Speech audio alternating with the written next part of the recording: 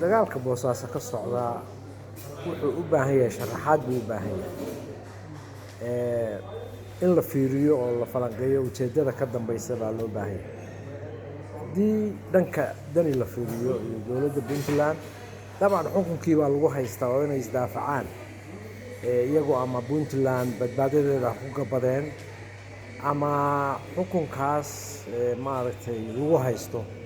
ha iska daafaceen ujeedday leeyihiin oo la garan karo oo la akhrin karo qolada tan kale oo dagaalamayso ilmada yaana iyo wixii la halmaan oo la xamanayo xataa qaarisimada ah ujeeddada ay leeyihiin sharaxaad bay iyadana u baahan tahay horta bal marka ugu horeysa waa yani waa adag tahay in la fahmo ujeeddada ay ka leeyihiin aan ka ahayn halla maaragtay wiiqo halla weeraro ha laga hor yimaado dani laakiin taas waxa suurtooda inay puntland dhaawacdo hadday ujeeddada ay tahay yani puntland waa nagu yardhahay oo soomaaliya loo baahan yahay oo villa soomaaliya aan hoos tegaynaa oo yani dowlad goboleedyadu meesha waa inay ka baxaan sida maaragtay ninka la yidhaahdo farmaajo uu wado dee taasna waa ujeeddo kale oo markaa caana inay caddaystaan baa loo baahan ay leeyihiin puntland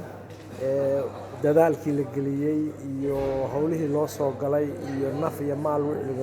waxay ahaayeen khasaaro marka waxa weeye waa inaynu ka baxnaayo oo ka guuraa nidaamka puntland iyo nidaamka federaalka marka ujeeddada yani qolyaha ka soo horjeeda dani iyo kooxdiisa ama dowladda puntland ama maamulka puntland yani su-aal baa saaran runtii inay ka jawaabaan macna kuma fadhido dagaal baan qaadayaa maaragtay magaaladii baan gubayaa dee laakiin dhaqaalihii baan curyaaminayaa isu socodkii puntland baan joojinayaa dadkii baan qaxinayaa ujeeddana kama lihi waxa weeye dani un baan nacabahay taasuu suurtagal maaha yani mandaqi maaha wax lala hortay dagaalku waa inuu ujeeddo leeyahay dagaal sokeeye waa dhacaa dagaal kale waa dhacaa dagaal dhul la kala qaadanaya waa dhacaa waxaasoo dhan la yaab ma leh laakiin la yaab waxaa leh dagaal iyo fadqalallo aan ujeeddo lahayn ama ujeeddadeeda aan la fahmi karin ama aan dadka loo sharaxin waxa dagaalka sababta dagaalka loo qaadayo xil baa layga qaaday ma noqonayso arrin taariikhi oo muhiima